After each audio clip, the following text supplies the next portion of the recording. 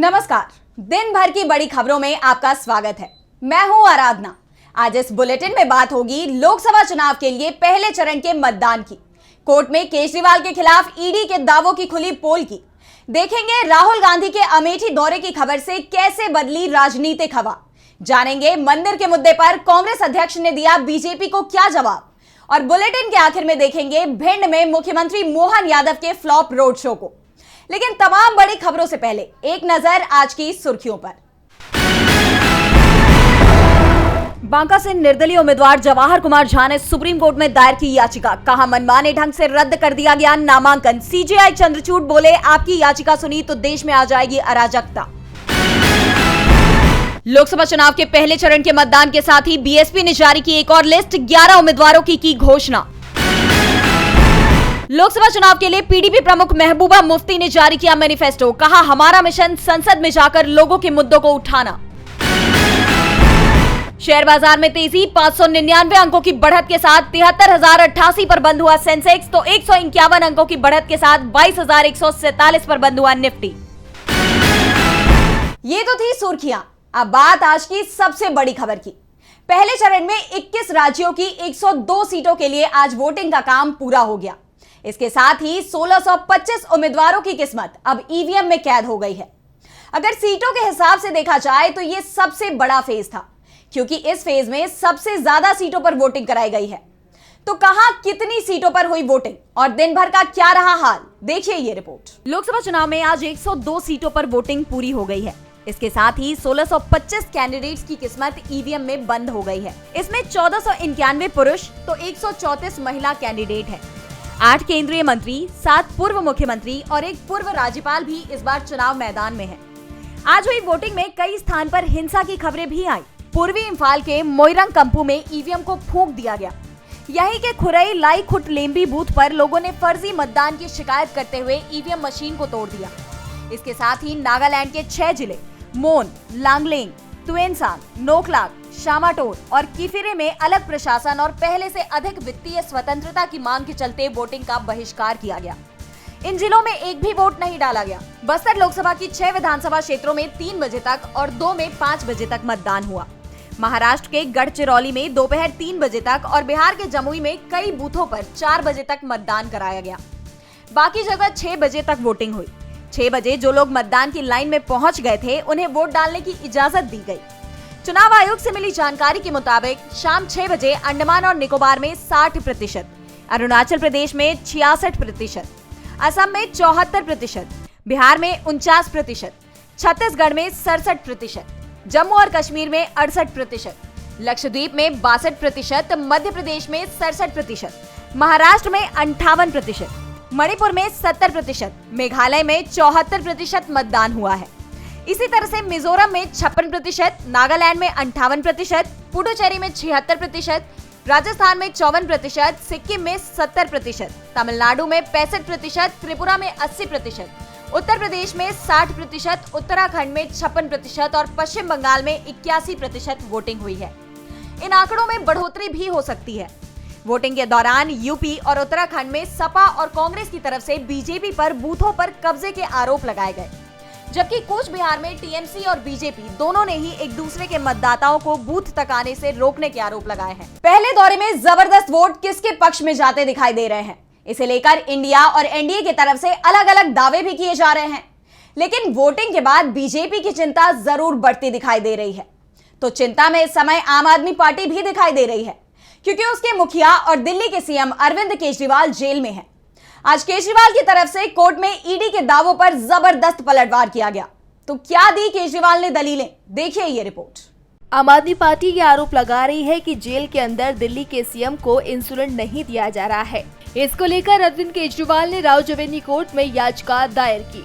उन्होंने नियमित रूप से अपने डॉक्टर से वर्चुअल कंसल्टेशन की मंजूरी मांगी है। कोर्ट में आज केजरीवाल की याचिका पर सुनवाई हुई। इस बीच केजरीवाल ने जेल में आलू पूड़ी और मिठाइयां खाने के ईडी के दावे पर जवाब दिया। मेडिकल के आधार पर जमानत के लिए जेल में आलू पूड़ी, आमतौर पर मिठाई खाने के ईडी के दावे पर केजरीवाल के वकील अभिषेक मनु सिंघवी ने कहा कि केजरीवाल डायबिटीज से जूझ रहे हैं। उन्हें रोजाना 50 यूनिट इंसुलिन दिया जा रहा है। इस दौरान केजरीवाल ने कहा कि अब तक घर से उन्हें जेल में 48 बार खाना भेजा गया है, जिसमें से सिर्फ 3 बार ही आम भेजे गए हैं। केजरीवाल ने कहा कि उन्होंने 8 मार्च के बाद से आम नहीं खाया है। तिहाड़ में रोजाना मिठाई खाने के दावे पर केजरीवाल ने कहा कि वो शुगर फ्री मिठाइयाँ खा रहे हैं, जिससे शुगर नहीं बढ़ता है। ये शुगर फ्री मिठाइयाँ अब तक सिर्फ 6 बार ही खाई गई हैं। केजरीवाल ने कहा कि उन्होंने जेल में रहते हुए सिर्फ 1 बार ही आलू पूड़ी खाई है, और वह भी नवरात्रि के प्रसाद के तौर पर खाई है। दरअसल अरविंद केजरीवाल डायबिटीज के मरीज हैं। ऐसे में उनके वकील ने राउज एवेन्यू कोर्ट में पहले एप्लीकेशन दायर कर वीडियो कॉन्फ्रेंसिंग के जरिए केजरीवाल को नियमित कंसल्टेशन देने की मांग की थी। हालांकि उन्होंने गुरुवार को ये एप्लीकेशन वापस ले ली थी, लेकिन शुक्रवार को इसे दोबारा दायर किया गया। कोर्ट में केजरीवाल के जवाब के बाद ईडी फंसती हुई नजर आ रही है, तो वहीं अमेठी में कांग्रेस सांसद राहुल गांधी की आहट से केंद्रीय मंत्री स्मृति ईरानी भी फंसती दिखाई दे रही हैं। स्मृति ईरानी ने राहुल गांधी को अमेठी से चुनाव लड़ने की चुनौती दी थी, और अब जल्दी ही कांग्रेस सांसद अमेठी जाने वाले हैं, और इसकी तैयारी भी शुरू हो गई है। देखिए ये रिपोर्ट। राहुल गांधी अमेठी से चुनाव लड़ेंगे, अब ये तय हो गया है, और जल्द ही राहुल गांधी अमेठी आने वाले हैं। संकेत मिल रहे हैं। बता दें कि राहुल 3 बार यहां से सांसद रह चुके हैं, लेकिन 2019 के चुनाव में वो बीजेपी नेता स्मृति ईरानी से हार गए थे। इसके बाद से इस बात की चर्चा चल रही थी कि राहुल गांधी 2024 में स्मृति ईरानी को हराकर हिसाब किताब बराबर कर देंगे। और जब राहुल गांधी ने ये कहा कि अमेठी से उनके चुनाव लड़ने का फैसला पार्टी लेगी, जिससे ये राहुल की तरफ से भी साफ हो गया कि वे अमेठी से चुनाव लड़ सकते हैं।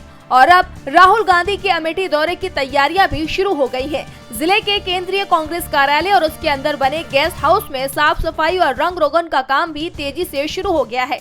दरअसल लोकसभा चुनावों के दौरान गांधी परिवार कांग्रेस कार्यालय में बने गेस्ट हाउस का ही इस्तेमाल करता है। परिवार के सदस्य यहीं पर रात्रि में विश्राम करते हैं। यहाँ तक कि चुनावों के बाद भी सोनिया, राहुल या प्रियंका जब भी अमेठी आते हैं तो वो इसी गेस्ट हाउस का इस्तेमाल करते हैं। बताते चले कि अभी यहाँ पर स्मृति ईरानी 5 साल से सांसद रही, केंद्र में मंत्री रही, लेकिन उन्होंने यहाँ पर कोई काम नहीं कराया है।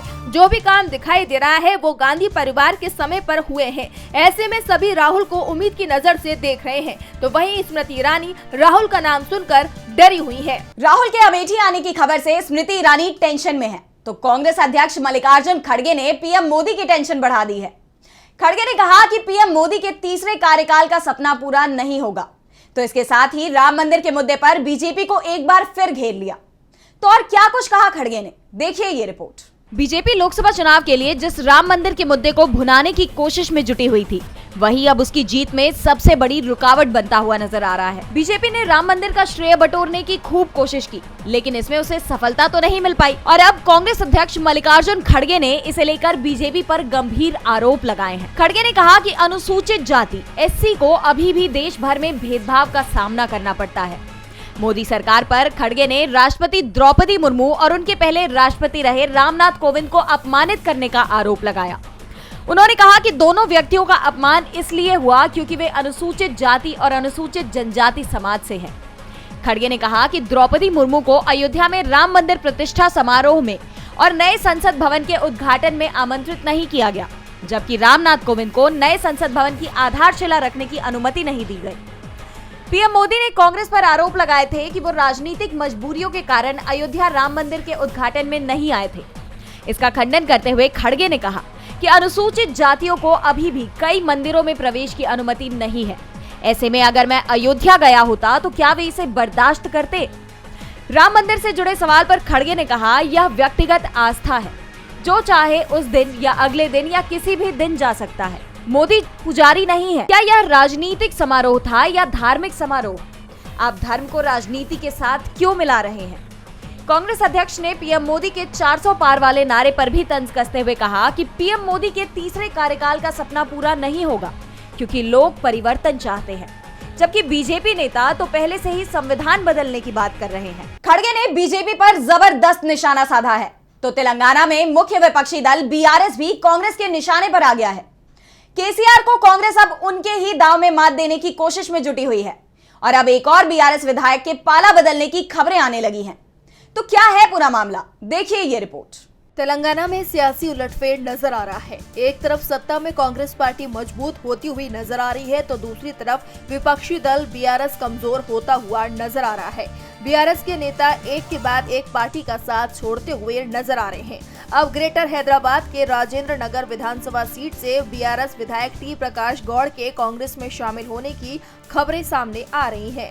दरअसल शुक्रवार को प्रकाश गौड़ ने मुख्यमंत्री रेवंत रेड्डी से मुलाकात की, जिसके बाद से ये चर्चाएं शुरू हो गईं कि वो अपने समर्थकों के साथ 2 से 3 दिन में वो सत्तारूढ़ दल यानी कांग्रेस का दामन थाम सकते हैं। प्रकाश गौड़ के करीबियों ने बताया कि मुख्यमंत्री से मुलाकात के बाद दोनों पक्षों में बात बन गई है और कांग्रेस हाईकमान से हरी झंडी मिलते ही बीआरएस विधायक कांग्रेस में शामिल हो जाएंगे। आपको बता दें कि प्रकाश गौड़ को राजेंद्र नगर विधानसभा सीट से लगातार चौथी बार चुना गया है।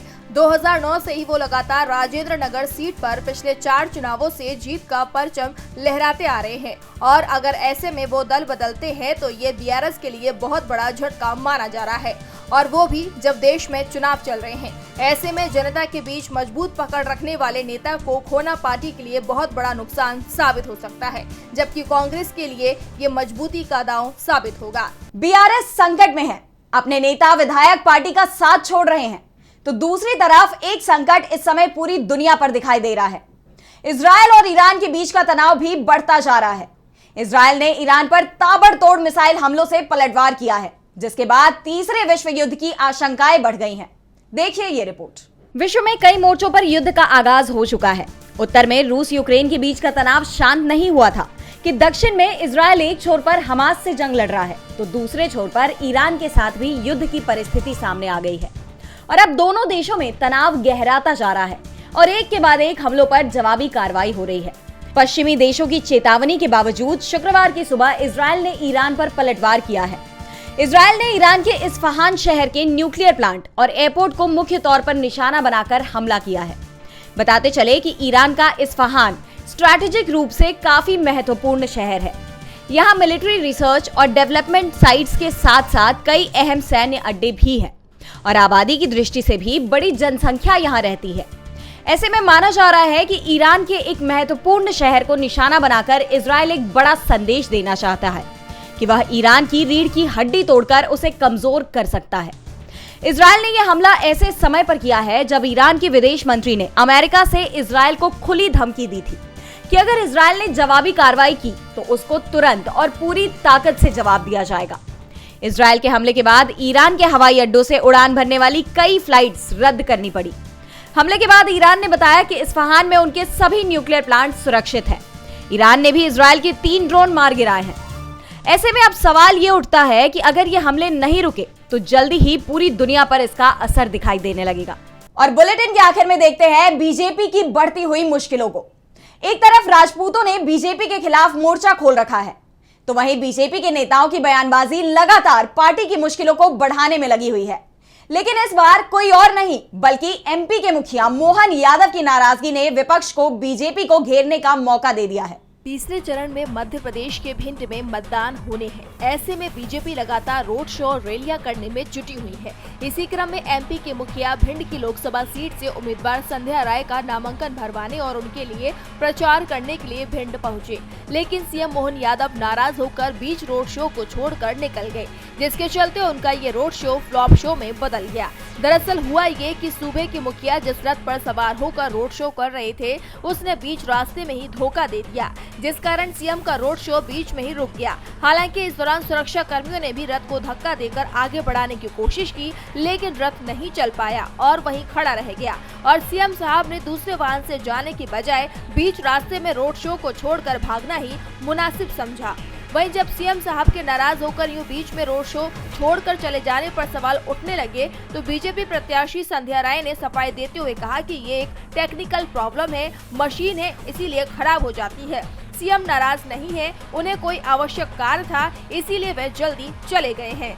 आपको बता दें कि इससे पहले भी हाल ही में भिंड में एक संयुक्त भाजपा मोर्चा का कार्यक्रम हुआ था, वह भी फ्लॉप दिखाई दिया था, क्योंकि इस कार्यक्रम में निर्धारित कार्यकर्ता तो छोड़िए बेहद कम संख्या में बीजेपी के ही कार्यकर्ता पहुंचे थे, जिसकी वजह से खुद लोकसभा प्रत्याशी संध्या राय ने कार्यक्रम से दूरी बना ली थी। इतना ही नहीं, इससे पहले भी कार्यकर्ताओं ने और बीजेपी समर्थकों ने संध्या राय को लेकर उन्हीं के सामने अपनी नाराजगी भी प्रकट की थी। तब संध्या राय स्वयं अपने समर्थकों को मनाती हुई नजर आई थी, जिसका वीडियो भी सोशल मीडिया पर वायरल हुआ था। तो आज इस बुलेटिन में इतना ही। देखते रहिए डीवी लाइव। नमस्कार।